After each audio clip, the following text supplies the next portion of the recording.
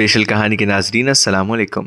Special کہانی لایا ہے آپ کے لیے ایک اور اسپیشل کہانی، تو آئیے سنتے ہیں۔ ٹھرکی مردوں کی خطرناک نفسیاتی چالیں۔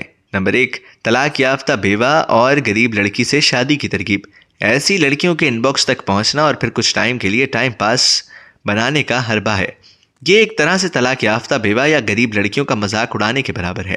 نمبر 2، میں ایسی لڑکی سے شادی کروں گا جس کی زندگی کسی بے غیرت نے خراب کی ہو، یا جو جینا بھول گئی ہو، یا جس کو کسی نے توڑ دیا ہو، وغیرہ جیسی پوسٹیں کریکٹر لیس لڑکیوں کو پتہ کرنے کی کوشش، کچھ ٹائم کے لیے ٹائم پاس بنانا، ایسی لڑکیوں کو دوسری بار توڑنا یا ایسی لڑکیوں کا مذاق اڑانے کے برابر ہے۔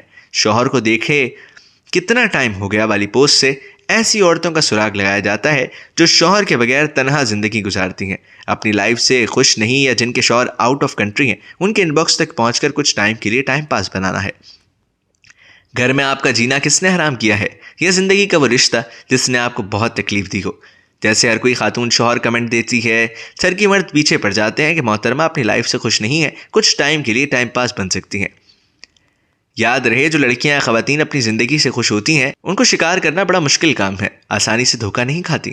یا جن کا تعلق اپر کلاس فیملیز سے ہوتا ہے وہ پیار محبت تو کرتی ہیں مگر اپنے جیسے کلاس کے لوگوں سے۔ یہ 2 ٹکے کے ٹھرکی ان کے کام کے نہیں ہوتے، اس لیے مرد دھوکہ دینے کے لیے دکھی لڑکیوں کا انتخاب کرتے ہیں۔ ایسی لڑکیاں جو اپنی زندگی، اپنے گھر، اپنے ماحول اور اپنی ذات سے خوش نہ ہوں، کیونکہ دکھی لڑکیوں کو دھوکہ دینا بہت آسان ہوتا ہے۔ طلاق یافتہ بیوہ، داغدار یا غریب لڑکیاں ان کا نشانہ بنتی ہیں۔ لڑکیوں کو شکار کرنے کے لیے لڑکے لفظوں کے جال بچھاتے ہیں۔